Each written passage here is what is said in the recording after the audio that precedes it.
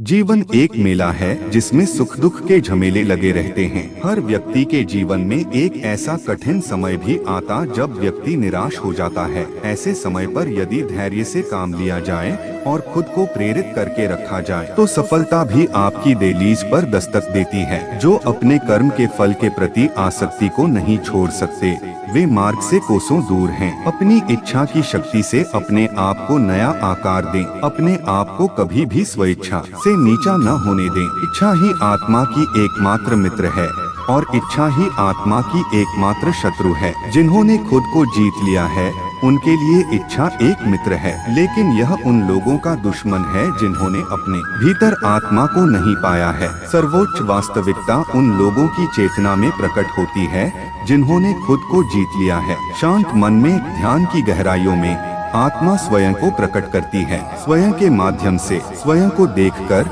एक आकांक्षी पूर्णता के आनंद और शांति को जानता है। कोई भी जो अच्छा काम करता है उसका कभी भी बुरा अंत नहीं होगा, न तो यहाँ और न ही आने वाले युग में। गंभीर तपस्या और ज्ञान मार्ग से ध्यान श्रेष्ठ है। मुझ पर अपना मन लगाकर योग के अभ्यास से स्वयं को अनुशासित करो। मैं उन लोगों के लिए हमेशा मौजूद हूँ जिन्होंने मुझे हर प्राणी में महसूस किया है। व्यक्ति जो चाहे बन सकता है यदि वह विश्वास के साथ इच्छित वस्तु पर लगातार चिंतन करे। मन बहुत चंचल है जो इंसान के दिल में उथल पुथल कर देता है। जैसे वे मेरे पास आते हैं वैसे ही मैं उन्हें ग्रहण करता हूँ। सभी पथ पार्थ मानव को मेरी ओर ले आते हैं। इंद्रियों से मिलने वाला सुख पहले तो अमृत जैसा लगता है, लेकिन अंत में यह विष के समान कड़वा होता है। जब ध्यान में महारत हासिल हो जाती है तो मन हवा रहित स्थान में दीपक की लौ की तरह अड़िग रहता है। हे अर्जुन, तीनों लोकों में मेरे पाने के लिए कुछ भी नहीं है और नहीं कुछ ऐसा है जो मेरे पास नहीं है।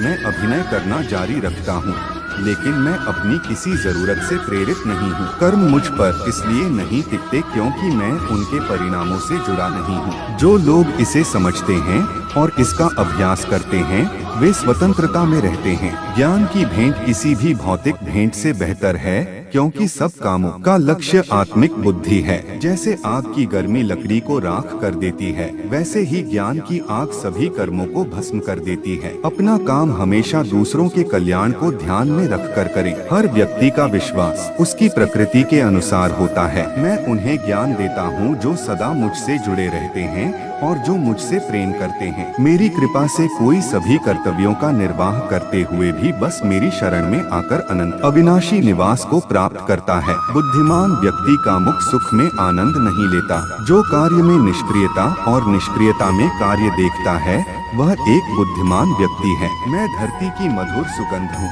मैं अग्नि की ऊष्मा हूँ, मैं ही सभी जीवित प्राणियों का जीवन भी और मैं ही सन्यासियों का आत्म संयम हूँ। तुम उसके लिए शोक करते हो जो शोक करने के योग्य नहीं है और फिर भी ज्ञान की बातें करते हो। बुद्धिमान व्यक्ति ना जीवित और ना ही मृत व्यक्ति के लिए शोक करते हैं। बुद्धिमान व्यक्ति को समाज कल्याण के लिए बिना आसक्ति के काम करना चाहिए। कर्म मुझे बांधता नहीं क्योंकि मुझे कर्म के प्रतिफल की कोई इच्छा नहीं।